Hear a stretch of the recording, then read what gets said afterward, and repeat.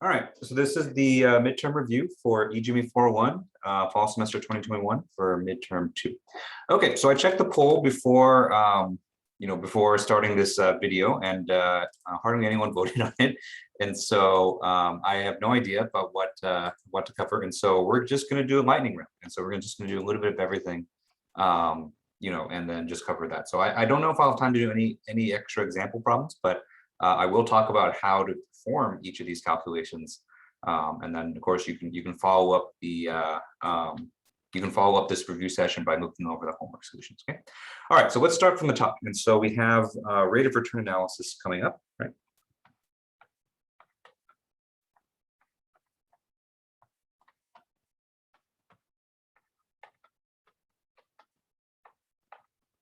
Right.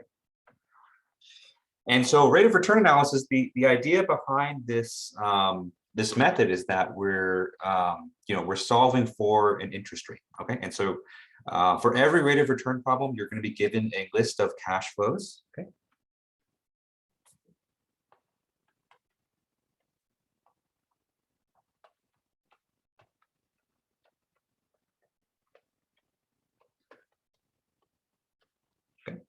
And so from that list of cash flows, you're going to solve for the interest rate that makes everything balanced. Okay.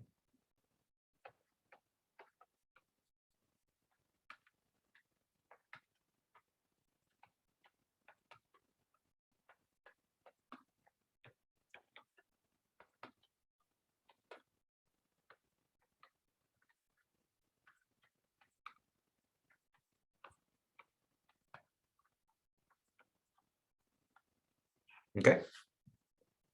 And so by balance, balance is a keyword that we've been using every now and then in this class. But basically, when I say balanced, what you're going to do is you're going to convert all of the cash flows into the same form.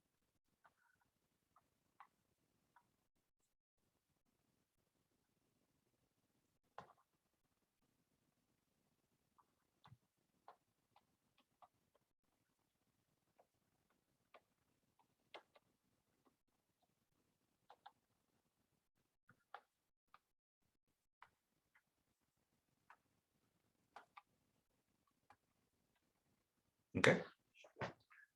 Some popular forms to use or ones that we've just done naturally in this class are things like present worth. Okay. And so if you convert all of your all of your cash flows into a present sum, okay, or another popular form is a uniform series. Right? In other words, you compute the EUAW. Okay, so I'd say those are the two most common ones, and the two most convenient ones. Okay. Then after you convert everything, all of the cash flows into the same form, what you're going to do is you're going to add them together. Okay.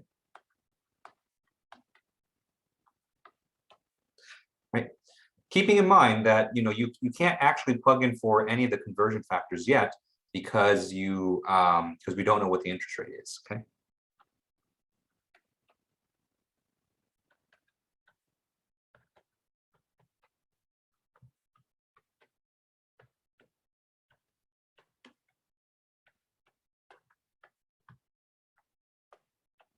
Okay. And so if the interest rate is unknown, then we just keep the expression in terms of just generic conversion factors. Okay. And then once you add them all together, you set it equal to 0.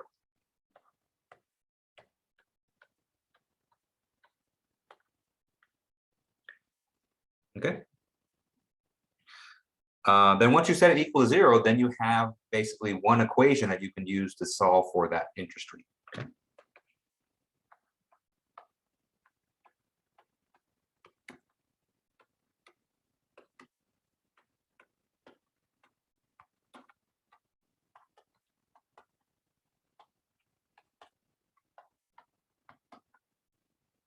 Okay. And that interest rate that you get, that is your rate of return. Okay.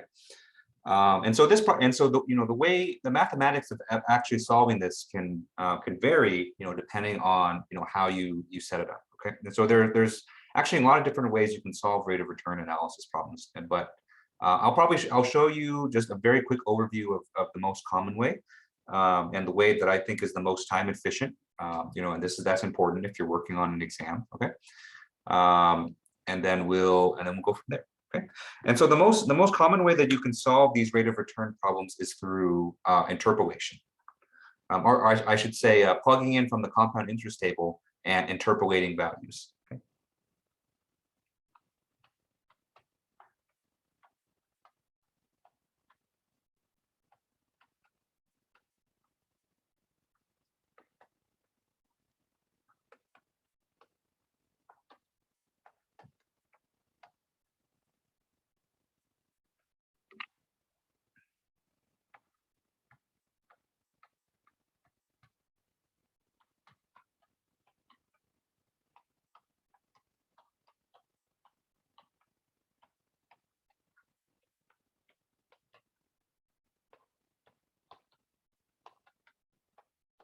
Okay. Because for most of these problems that you're going to do, there's going to be more than one conversion factor, and when there's more than one conversion factor, it's really hard to solve these problems algebraically. Okay, and so let me just show you an expression that we used in an example in the class. Right? Okay, and so this is the first interpolation problem that we did in the class lectures. Okay, and so we said that we had a present worth is equal to 9,000. And so that 9,000 was already in present sum format, and so we didn't have to convert that, plus another 9,000. But this one has a conversion factor. And so this one's going to be P over A, I, and 3. Okay. From this, we're going to subtract 8,316, P over A, I, and 5. Okay. The numbers that you would get for the ends, that depends on the problem that you're looking at. Okay, and it just so happens that this one has a non-standard conversion, and so we have a second conversion factor here, just like that. Okay. All right. And so from this problem, we want this to equal 0.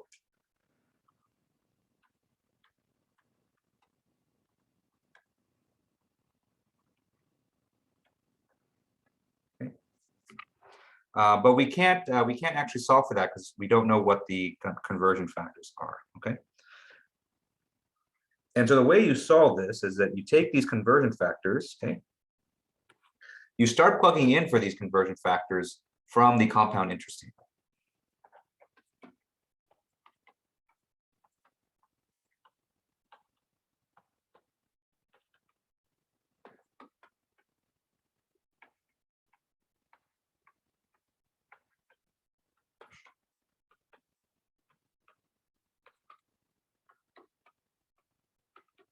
Okay, and you're going to do this in kind of a guess and check format. And so basically, you're going to go to the compound interest tables and go to a specific table for a certain interest rate.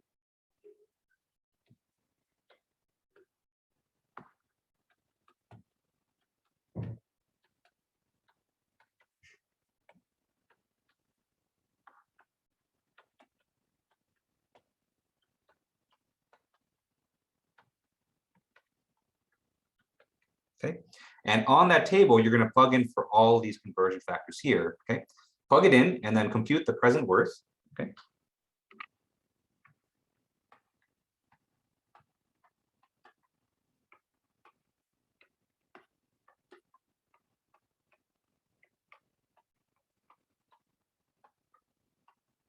Okay. Most likely, unless something magical happens with the numbers, you're not going to get something that's 0. Okay, and so you're going to get something that's non-zero, and then you're going to repeat this process with a different interest rate. Okay.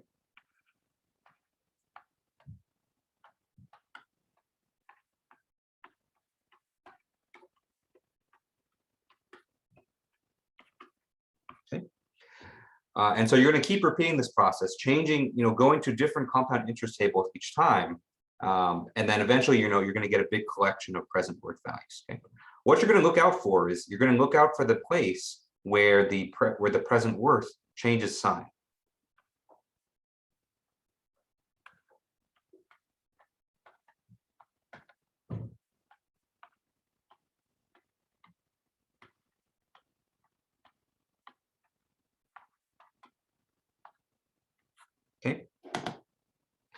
And when the present worth changes sign, you know that you're going to interpolate between the two, because at that point, we're going to assume that the present worth function is a monotonic function. And so if the present worth changes sign from positive to negative or negative to positive, then we know it must have crossed zero in between there. Okay, and so we're going to interpolate the true rate of return from between those 2 points. Okay, and we're going to interpolate using the formula that I'm going to show on the next page. Okay. All right, and so once you find those 2 places where it crosses zero, then the interpolated rate of return, okay, we'll call IRR, is going to be I low plus I high minus I low times, okay, 0 minus present worth low divided by present worth high minus present worth low. Okay. And remember, PW high and PW low, that doesn't necessarily correspond to the present worths that are higher or lower than the other one. These are the present worths that are associated with either the lower interest rate or the higher interest rate, okay? And so this present worth that you plug in here, right, both of here's, should be the present worth that you get when you plugged in for the lower interest rate, okay? And so, that's what it means. And so numerically, it might actually be the higher number. And so, that present worth, might be more positive. But, you need to plug in, this present worth, the present worth that's associated with the lower interest rate, okay? All right, and so that's kind of the basics on how you do rate of return problems. And so you basically set up your present worth formula, okay? If I were to give this a problem like this on the exam, a large chunk of the points will be, if you set up this formula correctly, because if you don't set up that formula correctly, then the whole thing is going to be wrong. Okay. Then the rest of the problem is going to be what numbers did you plug in here, and were you able to interpolate correctly to the right rate of return. Okay. All right, and so that's basic rate of return, and so there we have plenty of examples doing that. But before I move on to the next topic, which is benefit cost ratio, I want to talk about incremental analysis. Okay? Because I saw a lot of people make this mistake on homework 4, which I just finished grading earlier today.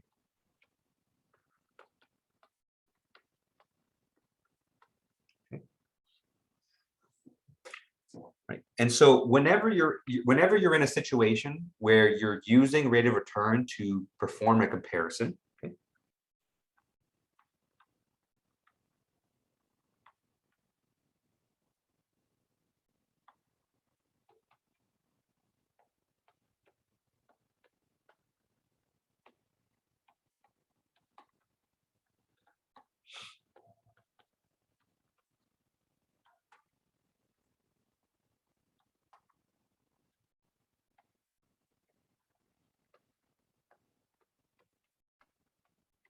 okay. And so comparison being, a situation where you want to choose one alternative over the other.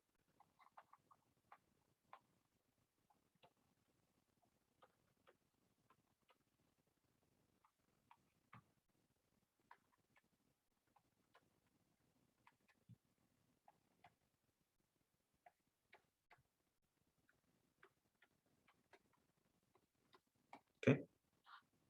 I think the tempting thing to do is to compute rate of return for both options individually, right? And I saw a lot of people do this on the homework, okay? But you're not supposed to do this. And so when you are using rate of return to perform a comparison, you only have to do one rate of return calculation. Okay.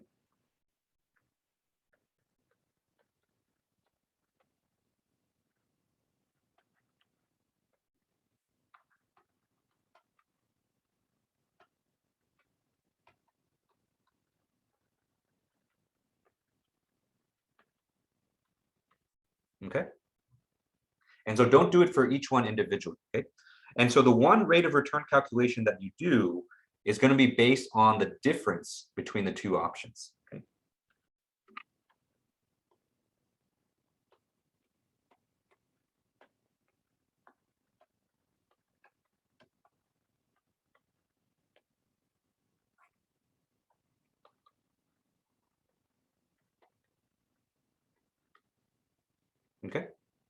And the way that you set up the difference is that you know, you can do this in a lot of different ways, but here's kind of, I think, maybe one way that you can set it up that's consistent. Okay. And so one way that you can do it is you can compute, or you can get an expression for the present worth of one option, okay, and specifically the present worth of the option with a higher initial cost, okay.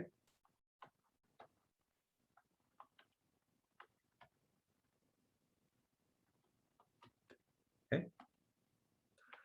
Right, and so you can just take, you know, the higher cost option individually, compute its present worth, or get an expression for that, okay, and save that, okay.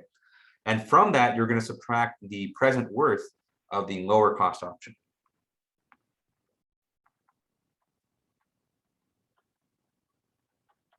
Okay. Right, and so if you compute this, then what you can do is you can then compute the rate of return on this guy.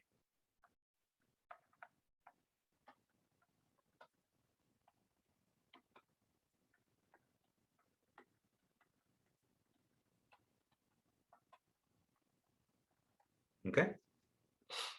Then that's going to be your incremental analysis. And then depending on the value of this rate of return compared to the MARR, which is the minimum attractive rate of return, then that will inform you which option you should go with. Okay. All right.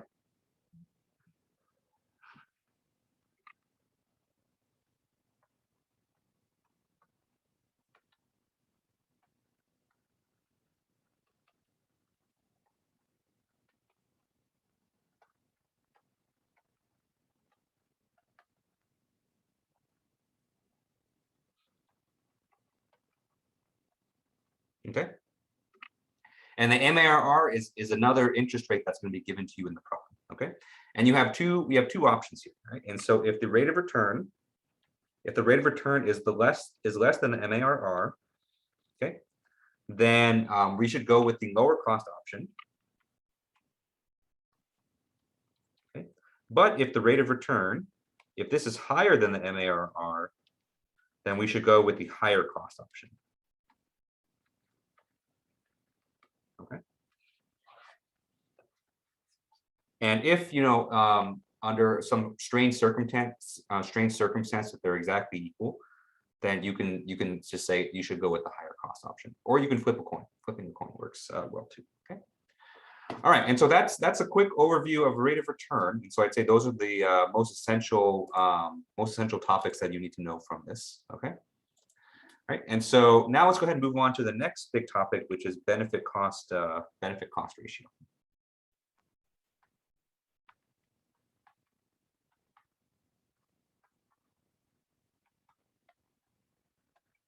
All right, and so benefit cost ratio is, theoretically very simple. Okay, and so all it is basically is, if you have a certain situation, a certain economic situation with benefits and costs, okay, and that's true for almost any engineering economic situation. Okay.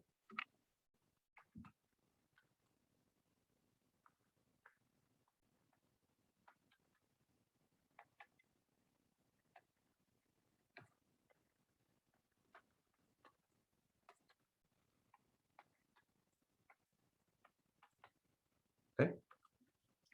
What you're going to do is you're going to separate the benefits and the costs.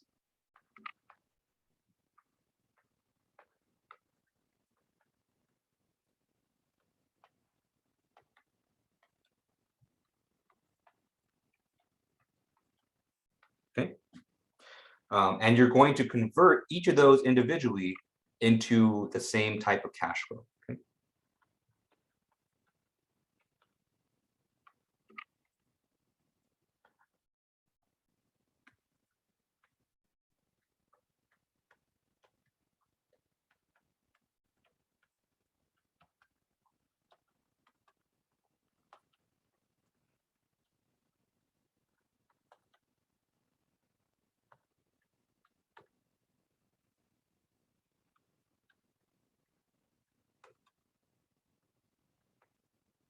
Okay.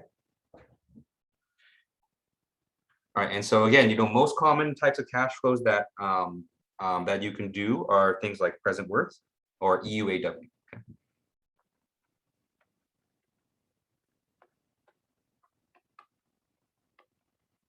Okay. Then once you perform that conversion, all you have to do is just take the ratio between. Okay. And so the ratio, the benefit cost ratio, is literally the ratio of the benefits over the costs. Okay. And so the tricky thing for this is just converting it all into the same form. Okay. And so for me personally, I like to do present worth just because it's it just kind of naturally just comes to me. Okay. Okay. And so if we take the present worth of all the benefits in the problem, and we take the ratio of that compared to the present worth of all the costs, okay, this is our ratio. Okay. And so hopefully, what you want is for this ratio to be greater than or equal to 1, so that the benefits, outweigh the costs. Okay, so that's kind of a good thing to do. Okay, and so you can think of benefit cost ratio as kind of a close cousin of rate of return, because they both kind of express relatively the same information. It's just that the way that they express it is a little bit different. Okay. Okay, and so one quick thing before we get into incremental analysis, which I think is the most important thing. Sometimes you have to modify the form of the benefit cost ratio for certain situations.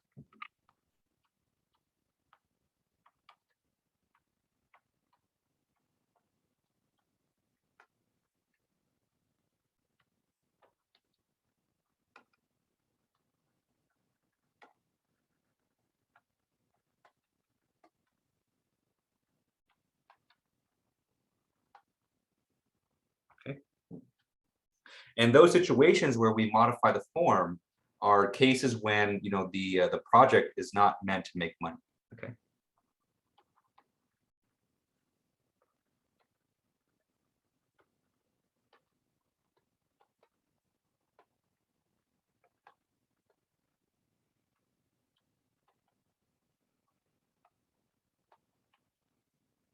Okay. And so things like public works projects where maybe they service the road or they repair some streetlights, right? And so those don't make any money, but they are still really important to do. And so if you're going to perform benefit cost ratio in these situations, then you have to modify the ratio so that you don't get 0 on the numerator. Okay, and so some ways you can modify it are you can make it so that the numerator has benefits to the public up there. Okay. And then you have to quantify that in terms of, in terms of money. Okay. But the big point that I want to make, and again, this is something I saw a lot in the homeworks, is that if you're going to use benefit cost ratio to do a comparison, okay, just like you do with rate of return, you have to do incremental analysis. Okay. And so, we can still have our ratio, right? And so we still have our, we're still computing the ratio of the present worth, and let's say that we just use the present worth right now. Okay. Okay. And so your present worth of the benefits, right? You're still going to compute that, but the way you're going to compute that is going to be different than before. Okay.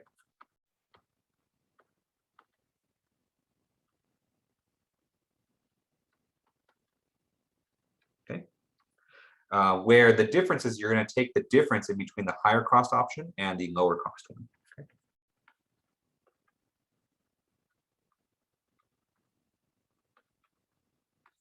Okay. Okay. And so your present worth benefits is now going to be the present worth of the benefits of the higher cost option minus the present worth of the benefits of the lower cost option. Okay. And so now we have a difference. And same thing for the cost.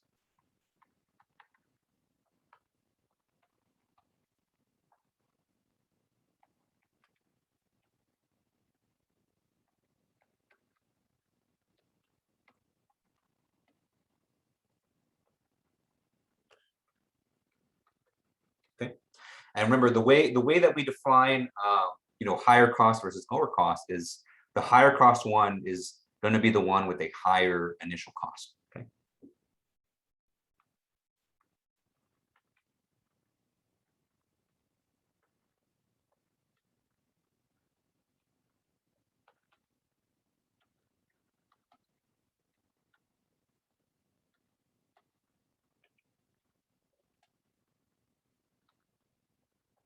Okay. It's going to be incredibly rare to look at a situation where the initial costs are going to be the same between the options. And so there's always going to be one where, one initial cost will be higher than the other one. Okay. And so with these expressions, the way that they are, you take the ratio between them.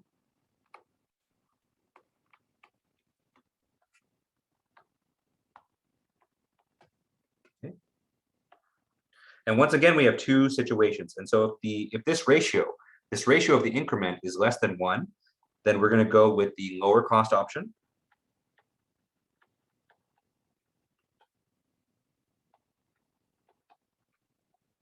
Okay. But if it's greater than 1, then we're going to go with the higher cost option. Okay. And so very similar mindset as rate of return. It's just that now we're doing it as a ratio instead. Okay.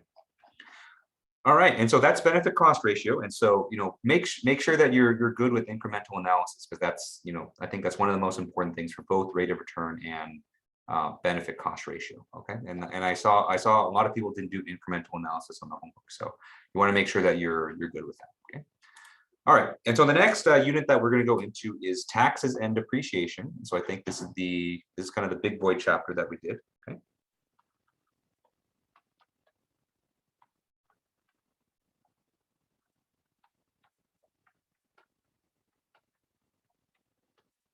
Okay. And so, taxes the tax unit is kind of all about performing the tax table calculations. And I know there's kind of a lot of content in these lecture notes, but the main thing I want you to do, or kind of the end goal that you should be striving for, is to be able to perform after tax calculations. Okay.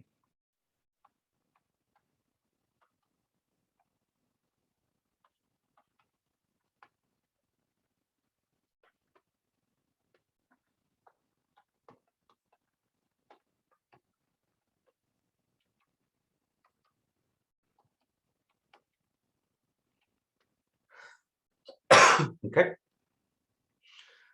All right, and so what that means is that whenever there is a tax problem, I fully expect you to write out the tax table. Okay.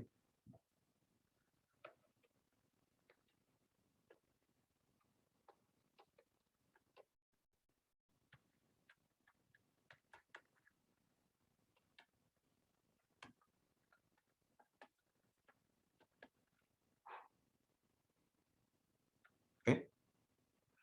And we've gotten plenty of practice doing this. And so both homework 4 and homework 5, have a lot of tax problems for you to practice, just because I know there's a lot of calculations involved with the tax stuff. And so I wanted to make sure I give you a lot of practice doing that. Okay, so definitely, make sure you check out, homework 4 and homework 5. So even if you didn't complete all the problems, as you're studying for the exam, you should be working on all of them, just so that you're comfortable. Okay. All right, and so with that, now that we kind of know the overall big goal, let's kind of go over each of the main steps, that we need in order to get there. All right, and so first thing I want to go over is just how do we compute taxes in general? So how do, just for normal people, how do we compute the amount of taxes that we have to pay?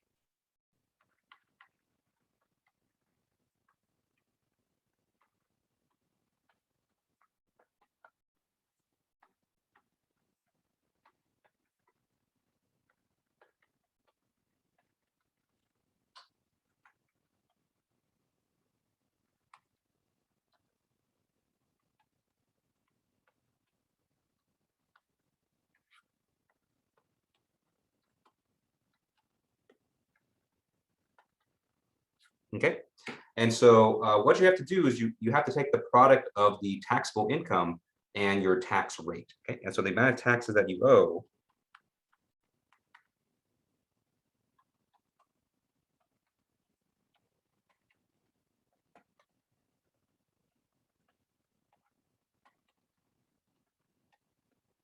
is just the product in between these two. Okay. All right. And so let me start with the simpler one of these. And so the tax rate is something that's, it's just a percentage. Okay. And usually it's going to be given to you. Okay.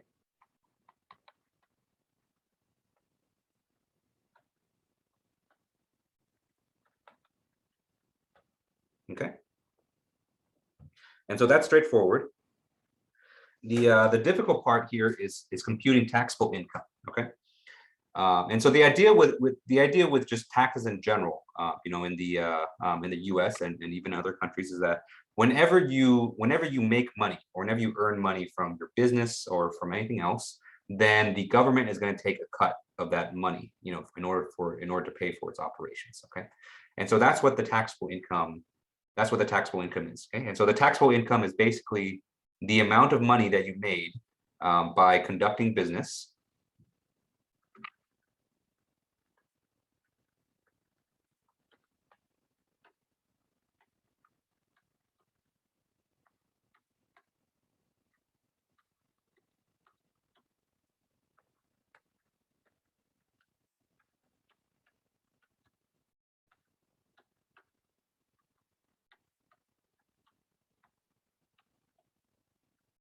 Okay. Right, and so that's the same thing as income. Okay, but from this you're going to subtract all of the deductions. Okay, and so we in the tax system that we have in America, you can subtract or you can reduce the amount of money that you're going to pay taxes on by deducting away from that. Okay, and we have two main categories of charges that we can deduct from our taxable income. Okay, and so the first category are what are called necessary expenditures.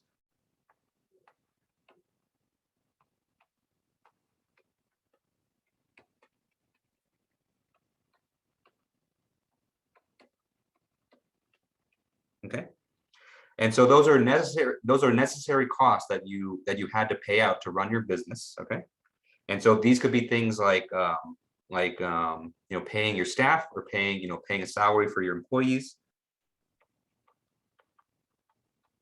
Okay, another example of this would be like raw materials, right? And so if you had to pay for raw materials for your to create your product, that would be another option. Or another option could be like maintenance costs. Okay.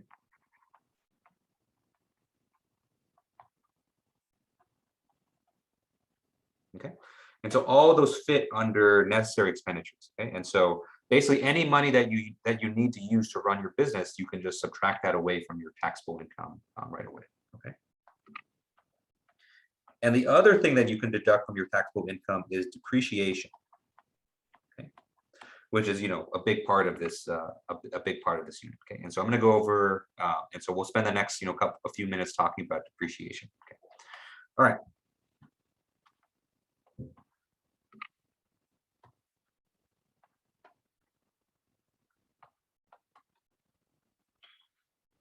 Depreciation. And so, before we kind of really dive into it, depreciation can mean, a lot of different, things. Okay. I think this unit is a little bit confusing just because, we talk about depreciation in kind of, in a lot of different contexts. Okay. And so, let me first start out by kind of giving a hard definition of depreciation, which kind of combines a lot of those interpretations and hopefully links them together into one. Okay. And so the overall idea with depreciation is that whenever you buy a large asset or a very large purchase, it's going to lose value over time. Okay.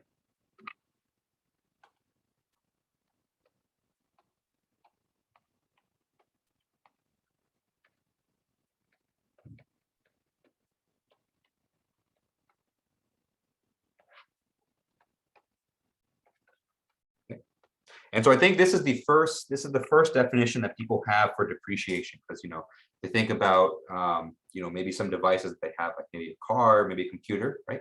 And their values are going to decrease over time. That's what depreciation is. Okay. And so what we mainly use it for is we mainly use the tax. We mainly use depreciation as kind of a tax thing. Okay.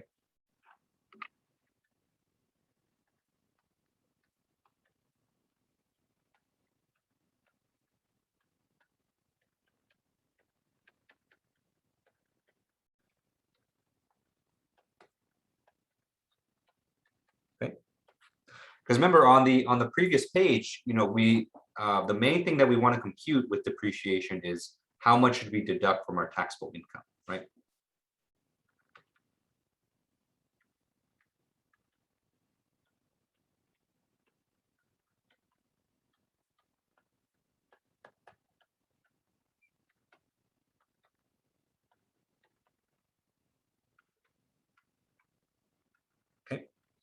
And so the thing that kind of ties these two ideas together is that what we can say is that, whenever we have whenever we have a large asset, and over the course of a year, we say that that asset has lost a certain amount of value, we can count that amount of lost value as a necessary expenditure that we deduct from our taxable income.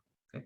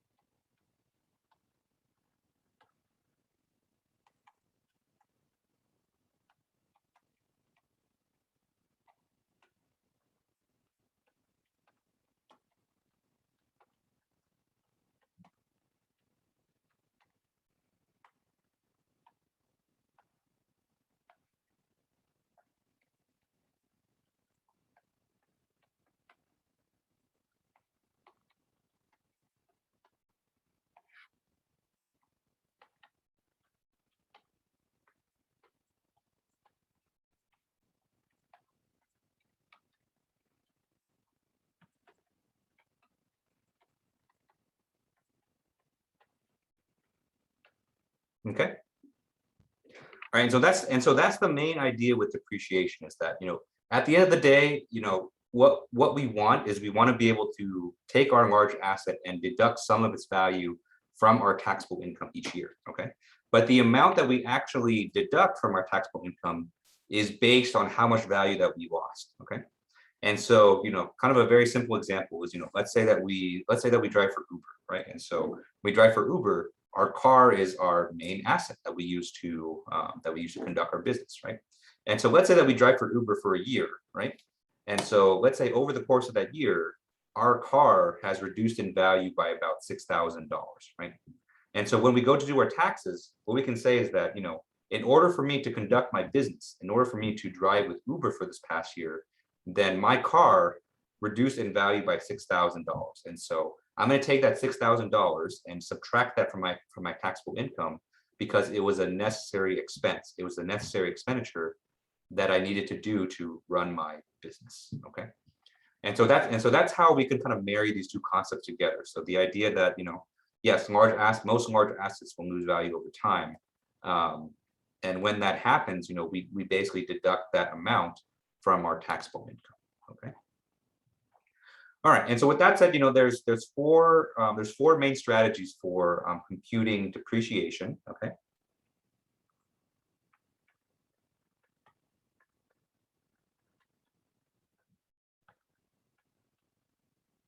Okay. And so, I unfortunately don't have time to go over each one in detail, but I will kind of list the ones that we have. And more importantly, I think what a lot of people would want to see is how to best combine these two combine, I would say, bonus depreciation and another form, to get a combined depreciation schedule. Okay. All right. And so the first type of depreciation schedule that we have is called straight line depreciation.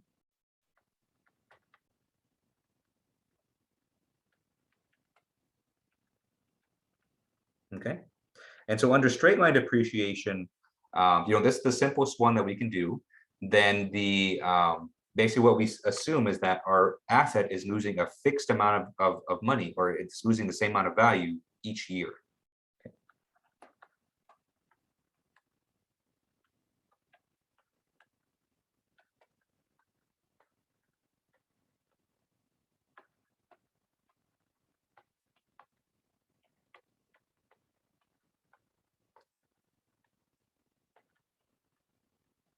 Okay.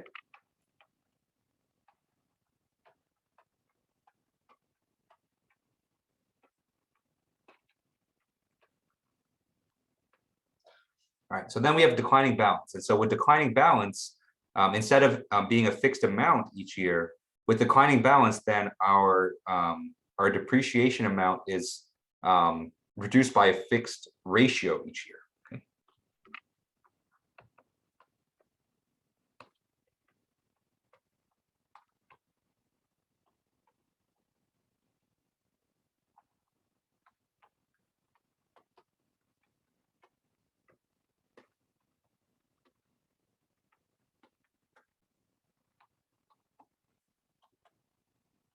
Okay. And so with declining balance, you're going to compute what that percentage is, and then kind of multiply that by the book value each year. Okay. All right. So number 3 is bonus depreciation.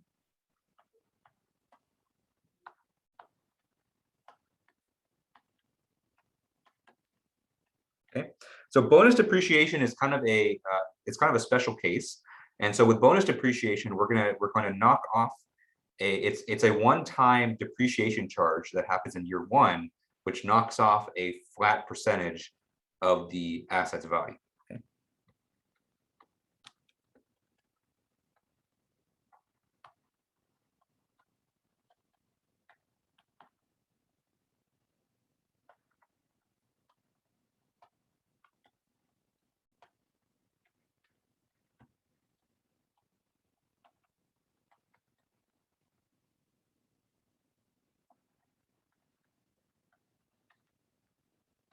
Okay.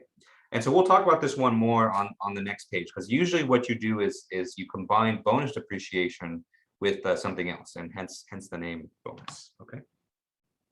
All right, so that's the first 3, and of course I've run out of room, and so let me go ahead and move on to the next page. Okay. And so the fourth scheme is called MacRS. Okay. And so MacRS stands for Modified Accelerated Cost Recovery System. Okay. And so it's a special kind of tax rule invented by the US government in the Tax Reform Act of 1986. Okay. And so with MacRS, what you're going to do is you're going to depreciate a percentage of the asset's initial cost each year based on the percentages in a table.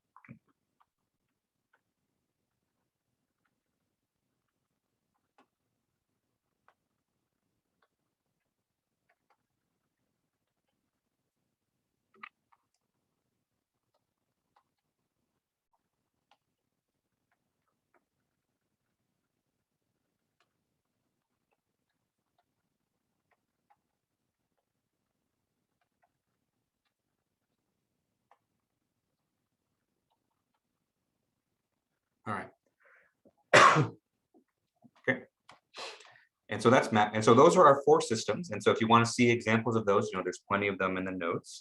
But one thing I did want to go over in this review session is how to combine bonus depreciation with a different scheme.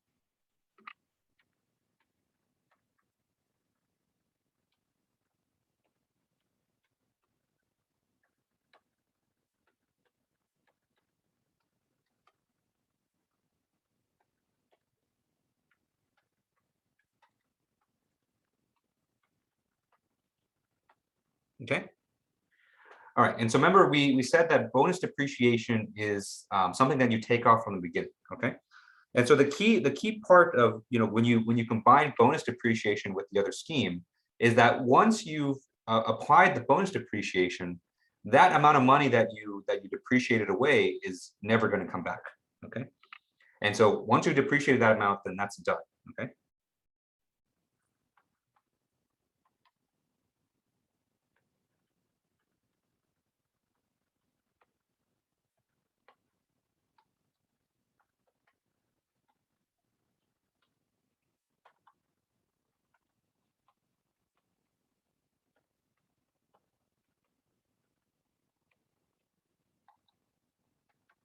Okay. And so that value is already gone. So you're not going to depreciate it again. And so what this means for your other scheme is that when you compute the other scheme, it's going to be based on whatever is left after you've applied the bonus. Okay.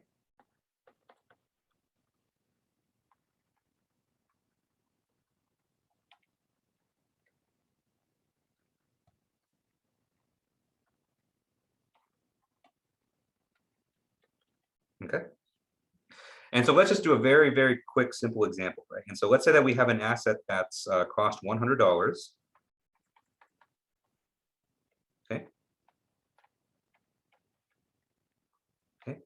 And so from this asset, let's say that we have two schemes. And so we have a 20% bonus depreciation. With the rest, we're going to depreciate with straight line.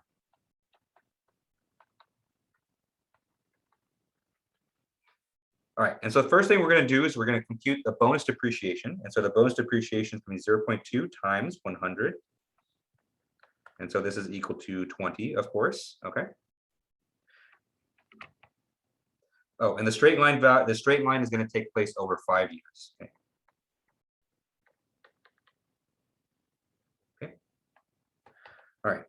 And so now that we've depreciated that $20 away, that $20 is never coming back. Okay. Right. And so the straight line value that we compute, right? And so we're going to divide by 5 because we have five periods here, right? 5 years. But we're going to do it on the amount of value that we haven't depreciated yet. Okay. And so after we depreciated 20%, then what's left is 80% of 100, which is 80. Okay. Right. And so we perform this calculation. This is 16. Okay. And so, our depreciation schedule is going to look like this. And so in the first year, we're going to have both the bonus depreciation plus the straight line value. Okay. And so in the first year, we're going to have 36, right? So it's going to be 20 plus 16. And then every year after that, we're going to have just our straight line value. Okay. And so this is going to be our, our depreciation schedule right here. Okay. So 36 in the first year because we have the bonus, and then 16 every year after that for the straight line. Okay. Right. And so make sure when you compute the straight line value or whatever other scheme that you're using, don't use the full price of the asset. Okay. Because the bonus depreciation has already been applied. Right. And so we don't want to apply it again. Okay. All right. And so with that out of the way, and so we move on to the next set of lecture notes, which is replacement. And unfortunately, I think that might be the last thing we have time for. Okay. But hopefully inflation is still fresh in everyone's mind because we just finished going through.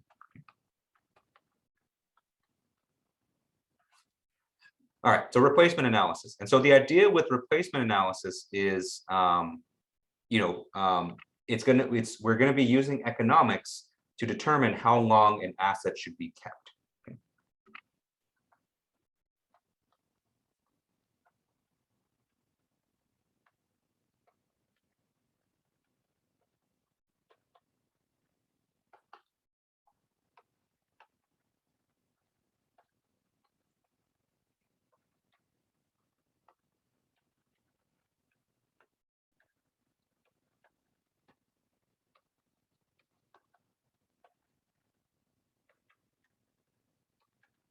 Okay.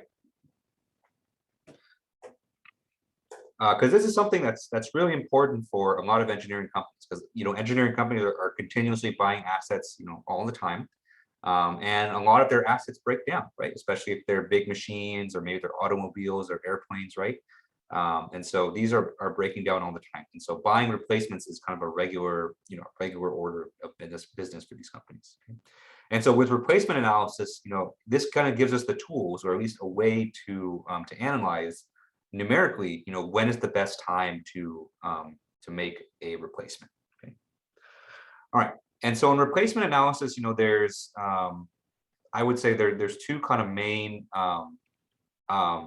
there's two main factors, right? So let's start with that. And so let's start with the factors that determine the numbers in this economic analysis. Okay. All right. And so that's the whole idea with economic life.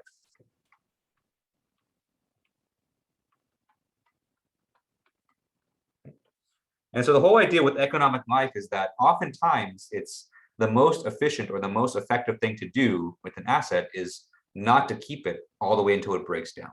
Okay.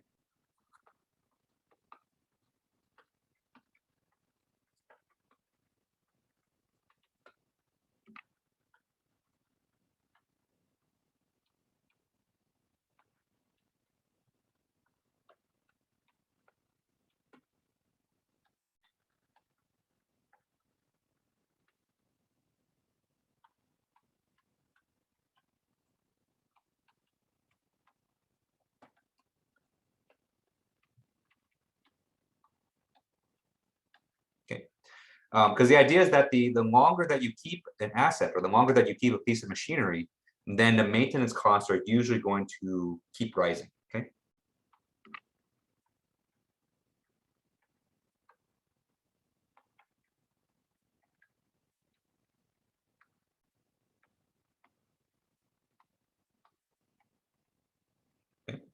And so the main reason, why you don't want to keep an asset for too long is that the maintenance costs just keep climbing up and up and up. Okay.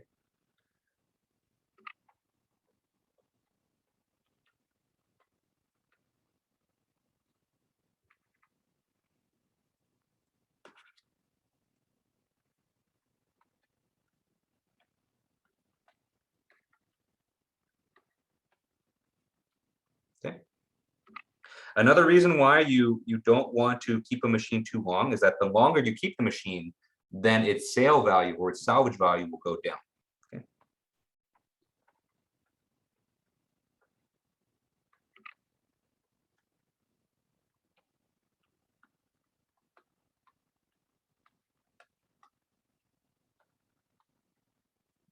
Okay. And so those are kind of the two main things that we can quantify. But other things that other factors that can lead to you not wanting to keep your asset for too long are the fact that the risk of it kind of just randomly breaking down increases.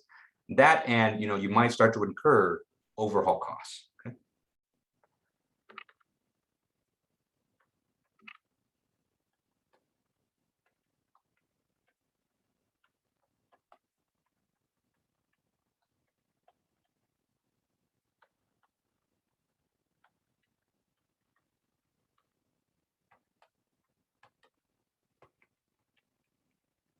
Okay.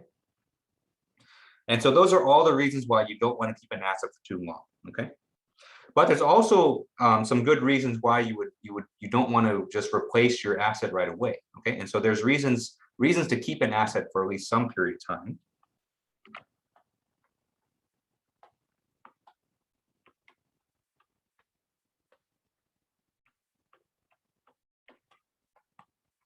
Or I should say there's kind of one primary reason. Okay. Or I should say there's one economic reason, but there's sentimental and other emotional reasons why you want to keep something for longer too. But the main reason you want to keep an asset for longer is that a lot of times you paid a lot of money for that asset, right? And so if you have high initial costs,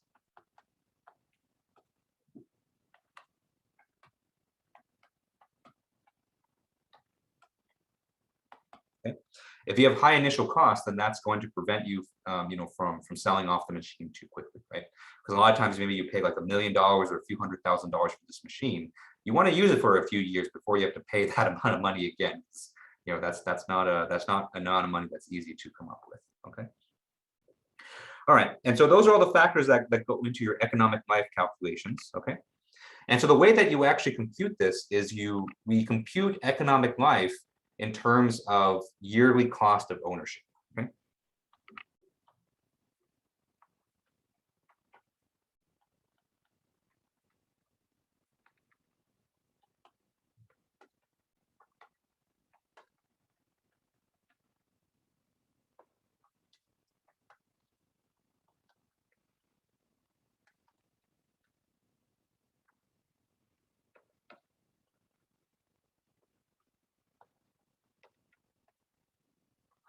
Okay.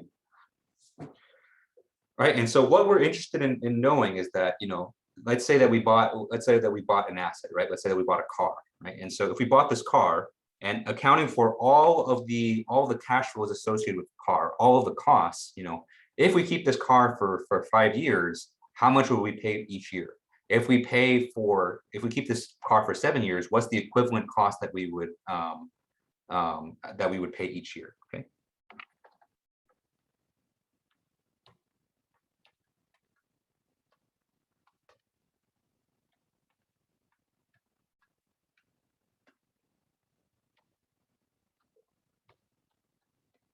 Okay. And so the way that you perform these calculations is that you're going to take all of the cash flows associated with this asset, so the initial cost, all the maintenance, and all that stuff. Okay, and you're going to convert that into a uniform series, but the number of years is going to be unknown. Okay.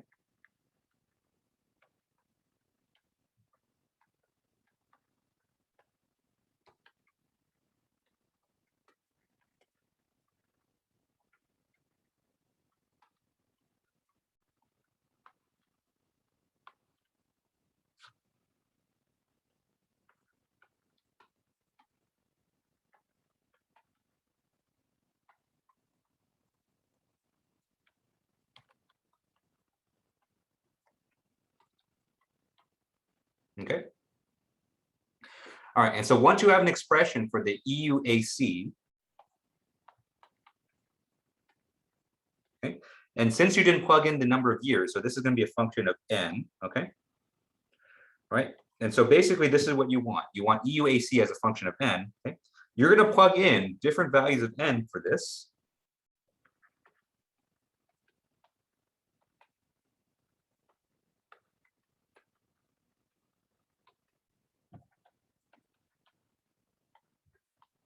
Okay.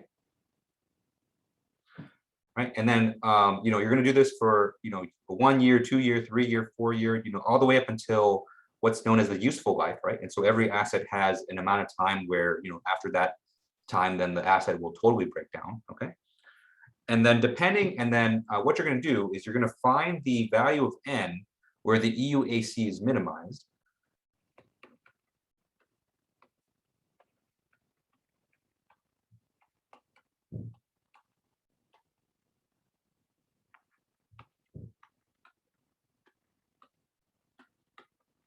Okay. Right, and so the value of n where EUAC is minimized, this is your economic life, and the minimum EUAC is your minimum cost of ownership. Okay.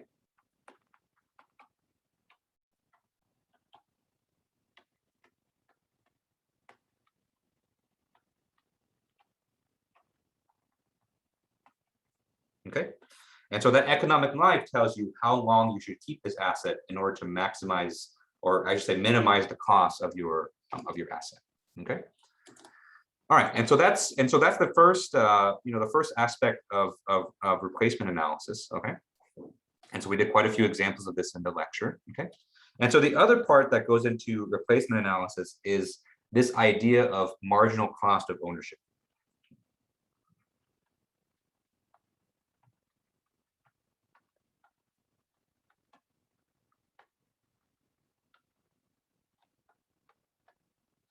Okay, because whenever you're performing replacement analysis, a lot of times you're looking to replace an asset that you already have.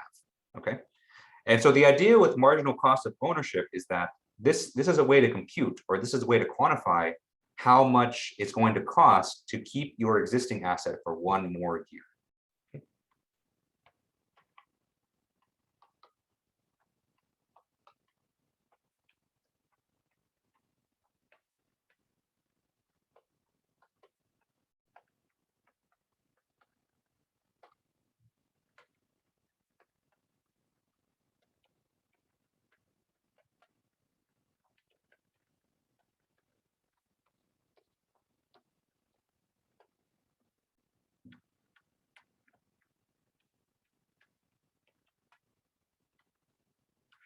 Okay.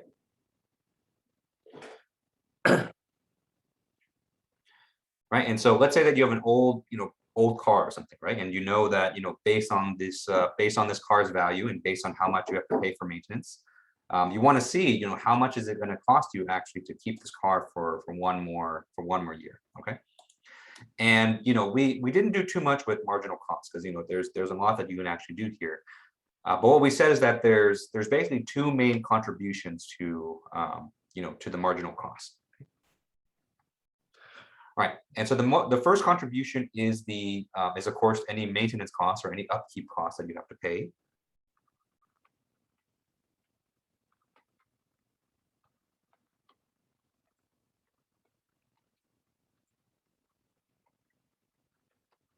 Okay, and so any maintenance that you have to pay in order to keep the asset for 1 more year, of course you have to pay that out. Okay, and the other contribution is the fact that if you wait a year to sell it, then the salvage value will go down, or the market value, or whatever price that you can sell it for is going to go down. Okay.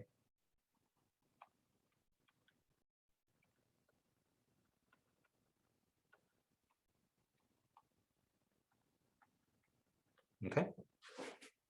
And so the cost to keep an asset for 1 more year is, on the one hand, you have to pay for the maintenance cost, right? So you have to pay to actually keep it working for 1 more year, but you actually also pay an additional cost based on the fact that your asset is probably going to depreciate over that year. Okay, and so that difference in sale value is going to be another cost, right? And so let's say that we have a car, and today we can sell it for $10,000, right? And so, we put it on Craigslist or something, and someone can buy it for 10,000.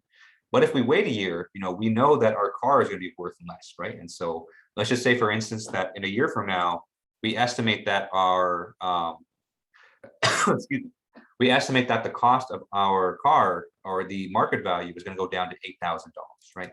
And so if we compare 10,000 to 8,000, that means we're paying, and it's almost like we're paying an additional $2,000 to keep this car for another year, because we're missing out on that amount of sale. Okay. All right, and so the formula, and so for this one, we actually have a nice formula for this. Okay. And so the formula for the marginal cost. Okay. My iPad doesn't want to draw M's right now. Okay. And so the marginal cost is going to be whatever the old salvage value is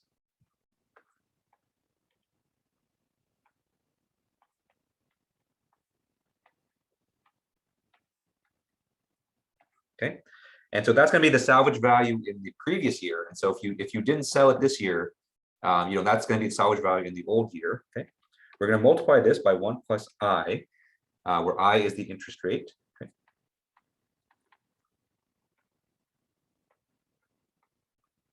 Okay.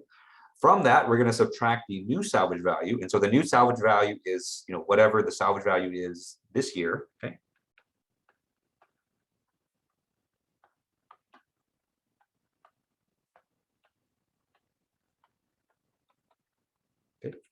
And to that, you're just going to add whatever maintenance or other operational costs that you had to pay in order to keep this asset running for one more year. Okay.